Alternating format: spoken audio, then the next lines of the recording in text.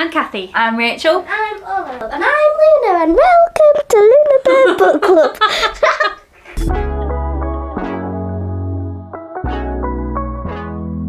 Today we are continuing our series on Fables. We're going to look at volume 6 and 7 today.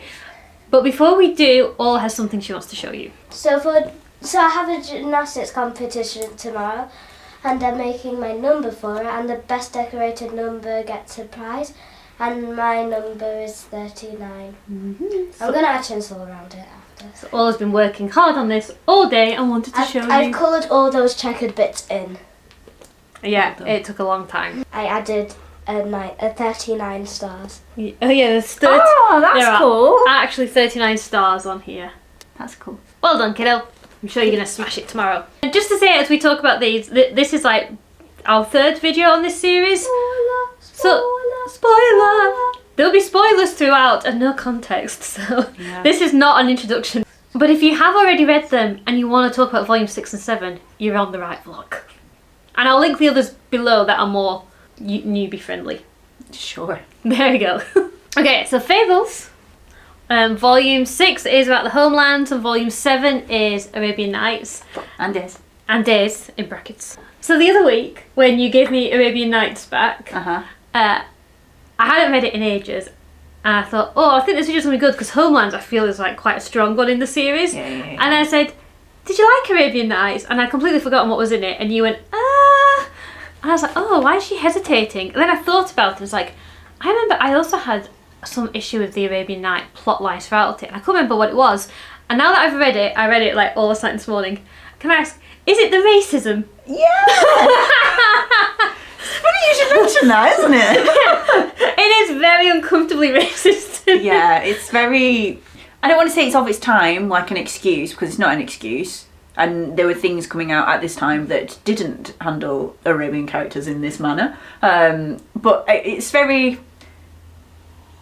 stereotypically evil, caricaturish. Like, the main cast, who are predominantly white, living in America, are like, we're so much better than these people. They have slaves. They're so uncivilized and disgusting. And we need to bring their morals forwards into the 21st century. And yes, and every Arabian character there walks around going like, the infidels are doing this. Yeah. And, you swine eating. Like, it's really vulgar. It's really irate language on both sides whenever the Arabian characters are speaking about other people or whether they're speaking about that. More so, like, when we see pictures of the enemies in the Homelands, the big empires are the enemies, they're much more nuanced. Yeah, you're completely right. The main part of it is that Sinbad's advisor unleashes this djinn on them, but it turns out that there was actually no danger at all because the enemy, the Fabletown Fables, predicted that this would happen, so they cast a spell on him that meant that when he was using his wishes to slaughter all his enemies and make him the most powerful man in the world and have all this wealth and concubines and whatever, he was actually saying something completely different. So there was no danger of anything happening. It just... That feel like a con. Yeah. I do hear that and see where you come from. I actually quite like that storyline. I think because it's only revealed at the end that they'd already put a safeguard in check to stop the released djinn doing all that. I thought, that worked for me. I found that funny, but I can see why it's frustrating. One thing I did like about this is that is it typesetting? Yeah. So the font for when the Fables from Baghdad were speaking in their own language, it was in a different font to when they were speaking in English. So I really like that. I like that too. I thought it was a really cool thing that you can have when the format is comic. In visual media. I really enjoyed that too. I think the other bit that I found interesting in this one was Prince Charming comes on to Beauty. Oh yeah, ugh. Adultery. Yeah, I know. In our last video, Pet Peeves, I said I hate adultery storylines. I hate it, and it did make me roll my eyes, but it's short-lived. It's a kiss, and it's very quickly rebuffed. And I'm not clear on whether does Prince Charming have such a charming way that he momentarily bewildered Beauty, or was he saying the truth when he was saying like, no, I don't have that. This is just. I don't know. That's all on you. You didn't like that. I didn't like it. Because I know that Prince Charming he's not a nice guy, but I enjoyed him, and then. Ugh. So you don't like it because of what Prince Charming does? Yeah. Okay, but that is who Prince Charming is in this. Well, yeah, but she's married. I know, he doesn't care about stuff like that. Ugh. He's a scoundrel. Ugh. A scoundrel and a cad. Scoundrel. I did quite like at the end of this, there is this like love story of two wooden soldiers finding love, and it's so sweet, and then they get sent to the Mundy homeworld to be spies. No, it's not. It's not clear where that takes place, like time-wise. You know how the other book there was that reporter, who could see the Fables and was aware of what the Fables were doing. Maybe he's their child. Ooh, I don't know. That would be cool. I honestly cannot remember what happened with that side plot, whether it ever comes back or not. But that would be really cool if it did. Okay, goodbye racist volume. Okay. Oh, I can't throw it because the cat's there. Don't throw it at the cat. Also, I shouldn't really throw your book, should I? Now, book 6! Book I 6. really enjoyed book 6. It was a lot of fun. Me too. Yeah. So in volume 6, little plot summary for you here, guys. Blue goes to the Homelands to rescue his one true love, Red Riding Hood. He gets there, he fights his way through, he kills the big bad emperor, but whoopsies, he's not the big bad emperor, he's a puppet, because Geppetto is the big bad emperor. I knew it. You didn't know it, full credit, you guessed it. And then it turns out that he manages to rescue Red Riding Hood, but it turns out that she's not actually the Red Riding Hood that he fell in love with, because she was just the muse for the Red Riding Hood puppets who went out into the world and were used as like infiltrating, and she's cloned every, I don't know, few years. He manages to rescue her though, and then at the end they arrive back in Fabletown, and everyone is annoyed at Blue because obviously he stole a lot of artifacts, so they put him in prison. And then Red, they all don't trust her because of the whole Baba Yaga thing. Yeah. So they know that this Riding Hood is the right one, but people still don't quite trust her. Yeah. And not necessarily the right one, because she's not the one that Blue thinks she was. Yeah. It's a little bit complicated, but they get the guy with no eyes to look at her because he does have eyes. Yes. And then he says, yes, she's of pure heart, or something like that. I don't know. Yeah, because Kai can look at people and know whether all the bad things that they've done. Yeah. Because he's got a piece of the Snow Queen's mirror in his eyes. Really enjoyed this one. Did you like it too? Yeah. And I think, so I read this one and then was really excited to read a load of others, and then had a big gap between reading this one and Arabian Nights and Days, and then reading Arabian Nights and Days I was a bit like, It's not as good. Yeah, it's not as good. Yeah, and I think whenever the Arabian plotline comes up, it does. It's always a bit it does great. I can't know if there's anything else to say about Homelands.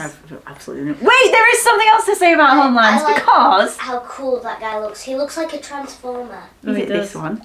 Is it this one? It is this one. So, in this book, there's this plot line about how there's been a traitor in the midst. And in the cast of characters at the beginning, it's Trusty John, the Woodland Building's loyal and trustworthy doorman, has suddenly appeared. He's not been in any of the other dramatis personae, as it were. And I'm like, well, it's obviously him. He's called Trusty John, and you've highlighted him. You spoiled your own book with your cast of characters, Bill. Is he called Bill? Yeah. He is called Bill. So you knew he was going to be a traitor? Well, I mean, I didn't know, but I strongly suspected. And he was. Yeah, I also feel like I keep getting Trusty John mixed up with there's a guard who, like a security guard in the Woodlands building. Yes. So I think Trusty John was like the doorman. Yeah. And then there's a guard. Yeah. But they were both like just portly white middle-aged men. So I often thought they were the same character as one another. I know what you mean. I miss Big B. Yes. When will he be back? We need Big B back at this point, We need Big B we? back. I feel like, these two, they missed Big B and Snow. We need more Big B and Snow.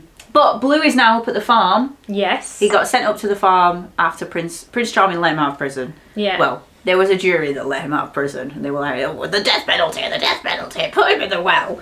But they were lenient and sent him up to the farm to do 12 months of hard labour. Yeah. Well, the hard labour is just like feeding a cat. Yeah, Because whatever whatever's going on at the farm, they're not fully clicking with the city. Punishment. I would love to feed a cat. I know you would love the farm, Ola. The farm's where all the animal magical characters go from Storyland. It's cool, isn't it? How is that a punishment? How is that a punishment? There you go. Because they don't get to live in the big modern city with all the wonderful, wonderful modern things. Also, they're immortal, so they can never ever leave. Mm. So imagine being trapped in like a nice holiday place, like a holiday house in Wales, but you're there Forever. forever and you can't go on holiday anywhere else. I'd rather be at the farm. I'd still rather be at the Yeah. farm. I'd rather be at the farm. I like all the scene with Snow's children, Mm-hmm. the little rabble that they are. Yeah, yeah. What happened to the invisible one? The invisible one ran off to find Bigby, and we don't know Yeah, we how haven't. they're getting on. Dun dun dun. Mowgli also went off to find Bigby, so I'm hoping that. What's the next volume called? I can't remember. Oh, it is called Wolves. Volume 8 is called Wolves. Oh, it's just called Wolves. So I think you've got a good chance of Bigby in the next one. Oh, sweet. Hello. Also, hopefully that means I'll get to see Mowgli, because Mowgli appeared and then kind of wasn't in it much. I also like the character of Mr. North, the North Wind. Yeah, he seems cool. He is, I find him very cool. He's cool. They keep alluding to his great, magnificent powers, but we haven't really seen them in action. Yeah, they were like, well, you could say solve the gin problem, and he was like, kind of destroy the world. Sorry. Yeah. But he was a bit like, yeah, I could. I like the challenge. It would destroy your home planet. Yeah, and they were a bit like, probably shouldn't do that then.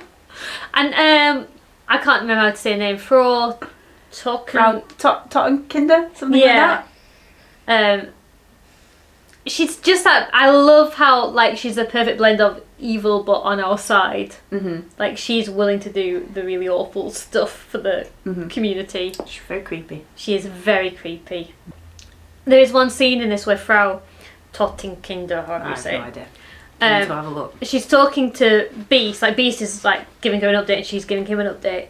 And then she goes, oh, you are so much more polite than Bigby, that Beast. And it's just something like, you are such a wonderful boy in like comparison. Like, oh, they're still doing like the, savage wolf, good boy. Good boy, good boy, good boy. Also, I've remembered having flicked through the contents of this because I haven't read it in a while. The start of Homelands, it doesn't start with the story. We have an interlude with Jack leaving Fabletown to go to Hollywood and start a film industry, and it's a different art style, and it was just very strange, and he's not going to be in it anymore.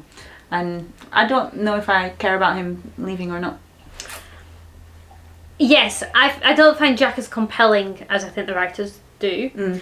I think with that storyline, some of it was just very sleazy, and some of the jokes in there, that there's lots of jokes about Jack seducing different women who worked for him, which is, I mean, I think this came out like 10 years prior to the Me Too movement.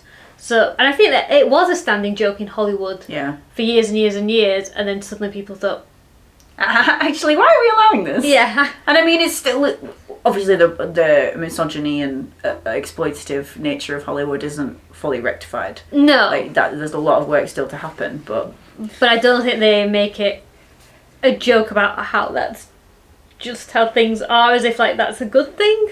I don't know. So yeah, there's some sleazy, outdated bits in that.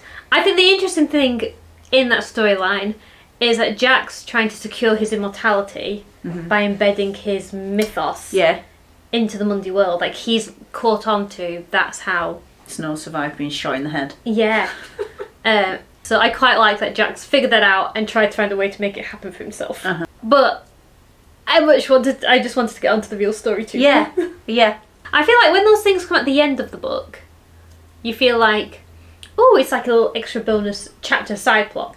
When they come at the beginning, you're like, oh, I'm going to get into it. And I know I could skip over it, but No, I can't do that. that's not the way that you're supposed to read books. No. So those are our thoughts on Fables volumes 6 and 7. 6 was great. 7 was mid. Next time when we return to the series, we should hopefully be able to talk a lot more about wolves and Bigby. Hey. And Luna. It's not Luna, that's our cat. She's not in the comic series. Thank you so much for watching. We release new videos every Friday. Bye!